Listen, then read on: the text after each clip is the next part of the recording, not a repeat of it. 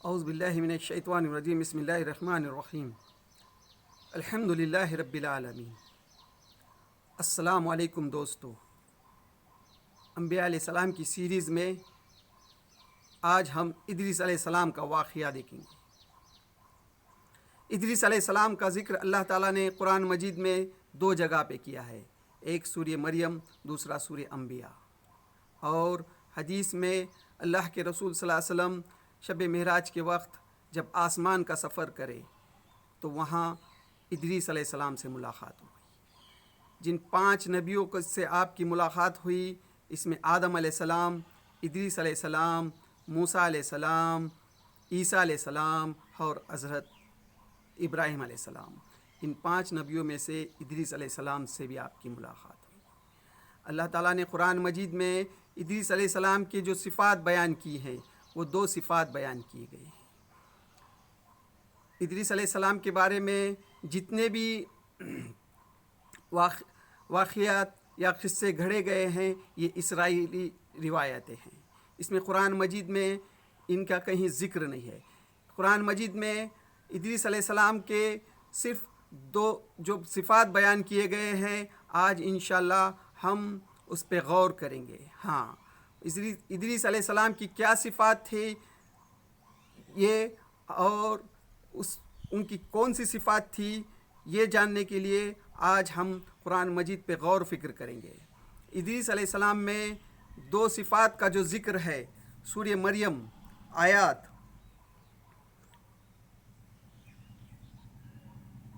56 اور 57، جس کا ترجمہ: اور اس کتاب میں ادریس کا ذکر کرو، وہ ایک راست باز انسان اور ایک نبی تھا، اور اسے ہم نے بلند مقام پر اٹھایا تھا۔ ہاں، سورہ مریم میں اللہ تعالیٰ نے فرماتا ہے کہ ادریس علیہ السلام کو بلند مقام پر اٹھایا تھا۔ ہاں، یعنی اللہ تعالیٰ نے ایک مقام دیا ادریس علیہ السلام کو، ایک بلند مقام پہ اٹھایا تھا۔ اور دوسری جگہ سورہ انبیاء، جس کی 85 اور 86 آیات: اور ان کو ہم نے اور یہی نعمتیں اسماعیل اور ادریس اور ذوالکفیل کو دی کہ یہ سب صابر لوگ تھے، اور ان کو ہم نے اپنی رحمت میں داخل کیا کہ وہ صالحہ میں سے تھے۔ ہاں، یہ 2 صفات، ایک تو اللہ تعالیٰ نے ادریس علیہ السلام میں جو ہے تو صبر کا مادہ دیا تھا۔ اس وقت کہ قوم میں جو آپ نے دعوت کا کام کیا تو آپ پر جو بھی مصیبتیں آئے تو اس میں کیا آپ صبر کرے، یعنی ڈٹے رہے، اپنے مشن سے بالکل نہیں ہٹے۔ جو اس وقت قوم نے آپ کو جو بھی ستایا ہوگا، جو بھی تکلیف دی ہوگی، تو اس پہ آپ بالکل قائم رہے، ڈٹ کے رہے، ان کی بالکل اپنے موقف سے بالکل نہیں ہٹے، تو اللہ تعالیٰ نے آپ کو بلند مقام پہ اٹھایا۔ ہاں، یہ 2 صفات اللہ تعالیٰ نے ادریس علیہ السلام کی قرآن مجید میں بتائی ہے۔ ہاں، سورہ انبیاء میں جو ہے 83 آیت 83، 84 اور 85، یہ بھی آیتوں کو ترجمہ میں آپ کے سامنے رکھتا ہوں، جس میں اللہ تعالیٰ فرماتا ہے: اور یہی ہوش مندی اور حکم و علم کی نعمتیں ہم نے ایوب کو دی تھی۔ یاد کرو جب اس نے اپنے رب کو پکارا کہ مجھے بیماری لگ گئی ہے اور تو الرحمن ہے، ہم نے اس کی دعا قبول کی اور جو تکلیف اس کو تھی اس کو دور کر دیا۔ یعنی ایوب علیہ السلام کو جو بیماری لگ گئی تھی تو انہوں نے کیا کیا؟ انشاءاللہ ایوب علیہ السلام کا واقعہ ہم جب ایوب علیہ السلام کا واقعہ جب پورا لائیں گے تو اس میں ہم اس کو تفصیل سے دیکھیں گے۔ صرف یہاں یہ جان لیجئے کہ ایوب علیہ السلام کو ایک بیماری لگ گئی تھی، ان کا جسم جو ہے تو پوری طرح سے بیماری سے سڑ گل گیا تھا، تو اللہ سے کوئی شکایت نہیں کی اور انہوں نے صرف دعا کی اللہ سے۔ ہاں، پھر آگے اللہ تعالیٰ فرماتا ہے: اور صرف اس کی جو تکلیف اسے تھی اس کو دور کر دیا، اور صرف اس کے اہل و عیال ہی اس کو نہیں دیے بلکہ ان کے ساتھ اتنے ہی اور بھی دیے اپنی خاص رحمت کے طور پر، اور اس لیے کہ یہ ایک سبق ہو عبادت گزار کے لیے۔ آگے اللہ تعالیٰ فرماتا ہے، یعنی کیا فرماتا ہے؟ یہی نعمتیں، یعنی جو ایوب علیہ السلام کو نعمتیں دی تھی، یہی نعمتیں اللہ تعالیٰ نے، اور یہی نعمتیں اسماعیل اور ادریس اور ذوالکفل کو دی کہ یہ سب صابر لوگ تھے، ہاں صبر کرنے والے تھے، اور ان کو ہم نے اپنی رحمت میں داخل کیا کہ وہ صالحہ میں سے تھے۔ ہاں یہ سب کیا تھے؟ صبر کرنے والے تھے، اللہ تعالیٰ نے ان کو اپنی رحمت میں داخل کیا۔ ہاں تو قرآن مجید میں ادریس علیہ السلام کی جو صفات بیان کی ہے وہ کہ اس وقت انہوں نے جو اللہ کا مشن کو لے کر اس وقت کے قوم کے سامنے گئے تو نہ جانے انہوں نے آپ کے ساتھ کیا کیا کیا، کیا کیا ظلم کیا ہوگا، اس کا تو یہاں قرآن مجید میں ذکر نہیں ہے، لیکن جو بھی انہوں نے ان کے ساتھ رویہ اختیار کیا، ان پر مصیبتیں آئی ہوں گی، نہ جانے کیا کیا لوگوں نے کیسا کیسا ستایا ہوں گا، کیا کیا مصیبتیں آئے ہوں گی، تو انہوں نے بالکل اپنے جو مشن تھا، جو ان کا کام تھا، جو اللہ کی طرف بلاتے تھے، تو اللہ کے احکام کے مطابق زندگی گزارنے کے لیے لوگوں کو جو دعوت دیتے تھے وہ بالکل اس پہ ڈٹے رہے، صبر کیا۔ لوگوں نے لاکھ کوشش کی ہوں گی ان کو، لیکن وہ اپنے جو کام تھا اس پر بالکل ثابت قدم رہے، تو اللہ تعالیٰ نے ان کو کیا کیا؟ بلند مقام پہ اٹھایا۔ ہاں آئیے اب ہم جانتے ہیں جو صفات ادریس علیہ السلام میں تھی وہ صفات آج کے دور میں کس میں ہے؟ ہاں کیا آپ کو معلوم ہے ادریس علیہ السلام کے اندر جو دو صفات تھی، اللہ تعالیٰ نے آپ کے اندر صبر کا جو مادہ دیا تھا، اور اللہ تعالیٰ نے آپ کو جو بلند مقام عطا کیا، تو یہ آج کے دور میں غزہ کے مسلمانوں میں ہے، ہاں وہ فلسطین کے مسلمانوں میں ہے۔ وہ غزہ کے مسلمان جو مسلسل 8 مہینے سے، پچھلے 8 مہینے سے مسلسل 7 اکتوبر سے آج 7 جون تک مسلسل ان پر جو ہے ہوائی فائرنگ ہو رہی ہے، بمباری ہو رہی ہے، ان کے گھر پورے کھنڈر میں تبدیل کر دیے گئے ہیں، ان کو رہنے کا کہیں جگہ نہیں دی جا رہی ہے، وہ جا کر راحت شبیر میں رہتے ہیں، ٹین میں رہتے ہیں، تو وہاں بھی جا کر ان کو مارا جا رہا ہے۔ ہاں لیکن آپ دیکھ رہے ہیں، آپ آنکھوں سے دیکھ رہے ہیں، وہ معصوم بچے، وہ عورتیں، وہ ہماری مائیں، وہ ہماری بہنیں، ان کے زبان پہ کوئی شکایت نہیں ہے، کسی سے شکایت نہیں ہے، صرف اور صرف اللہ کا شکر ادا کرتے ہیں۔ ہاں وہ صرف اور صرف اللہ کا شکر ادا کرتے ہیں۔ ہاں وہ کسی سے کوئی شکایت نہیں کرتے ہیں، وہ اپنے موقع پہ جمے ہوئے ہیں، ڈٹے ہوئے ہیں۔ آج تقریباً 37,000 معصوم لوگوں، بچوں، عورتیں شہید ہو چکے ہیں۔ ایک 37,000 کا فگر بتا رہے ہیں، لیکن نہ جانے اس سے کئی زیادہ ہوں گے، 40 بھی ہو سکتے ہیں، 50,000 بھی ہو سکتے ہیں، اور نہ جانے کتنے زخمی ہیں، لاکھوں کی تعداد میں۔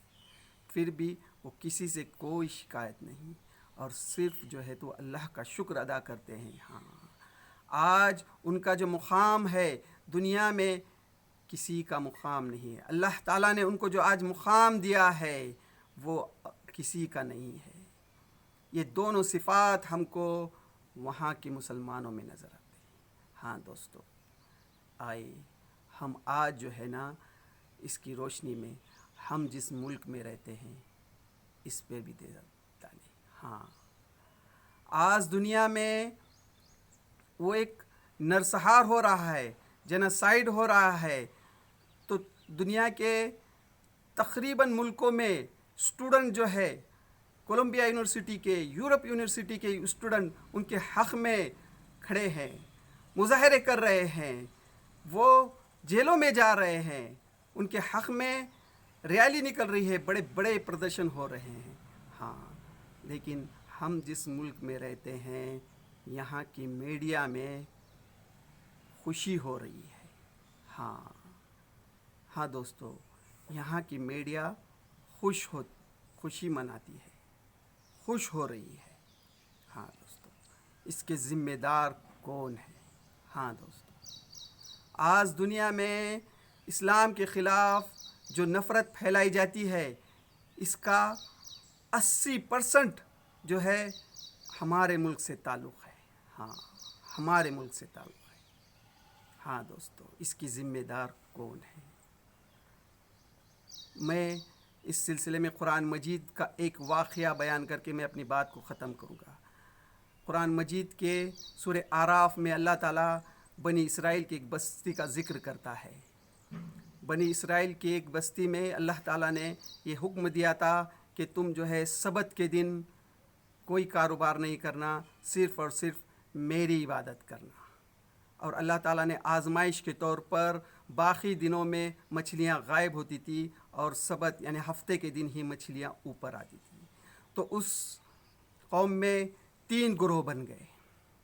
ہاں، ایک گروہ جو کھلا نافرمانی کر رہا تھا، دوسرا گروہ جو یہ کہہ رہا تھا کہ ہم کو اللہ کا حکم ہے، ہم رک جاتے ہیں، اور تیسرا گروہ وہ تھا جو یہ کہتا تھا کہ ہم ان کو بھی روکیں گے اور ہم خود بھی رکیں گے. ہاں، پھر اللہ کا جب عذاب آیا تو اللہ تعالیٰ نے دونوں گروہ پہ عذاب آیا، دونوں گروہ کو بندر بنا دیا، صرف اس میں سے ایک گروہ کو بچایا. ہاں، یہ اللہ کی سنت ہے دوستو، یہ اللہ کی سنت ہے. یہ اللہ کی سنت کو کوئی بدل نہیں سکتا.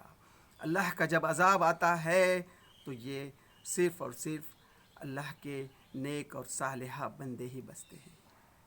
اللہ کی یہ بھی سنت ہے دوستو، آج ہم کو بھلے ہی فلسطین میں غزہ کے مسلمانوں پہ ظلم ہو رہا ہے، لیکن اللہ کی یہ سنت ہے. اللہ تعالیٰ قرآن مجید میں قوموں کا جو ذکر کرتا ہے، اللہ تعالیٰ ایک چھوٹے گروہ کو بڑے گروہ پہ غالب لاتا ہے. ہاں، ہمیشہ اللہ تعالیٰ نے ایک بڑے گروہ کو شکست دی ہے.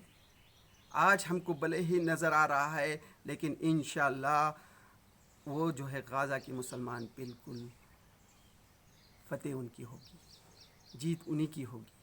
ہاں دوستو، ہمارے ملک کے حالات پر غور کرو، ہم کو اس حالات میں کیا کرنا ہے. ہاں دوستو، یہ ہماری ذمہ داری ہے کہ ہم جو ہے یہاں کے لوگوں تک یہ اللہ کا جو کلام ہے دوستو، ہاں، یہ اللہ کی کتاب جو ہے، یہ اس کا پیغام جو ہے ہم یہاں کے لوگوں تک پہنچائیں. یہاں کے 140 کروڑ 1.4 بلین لوگوں تک یہ اللہ کے کلام کو پہنچائے. نہیں تو اللہ تعالیٰ دوستو وہی جو بنی اسرائیل کے قوم کے ساتھ کیا، وہی معاملہ بھی کہیں ہمارے ساتھ بھی نہ کر دے. ہاں، آج وقت ہے دوستو، یہ اللہ کی کتاب، یہ اللہ کا کلام جو ہے ہم یہاں کے عام لوگوں تک پہنچائیں، اس کی دعوت کو 1.4 بلین لوگوں تک پہنچائیں. ہاں، سب سے پہلے تو یہ ہماری ذمہ داری ہے کہ قرآن مجید کو سمجھیں، اس کو عمل کریں، اس کو سمجھنے کے بعد ہی ہم دوسروں تک پہنچا سکیں.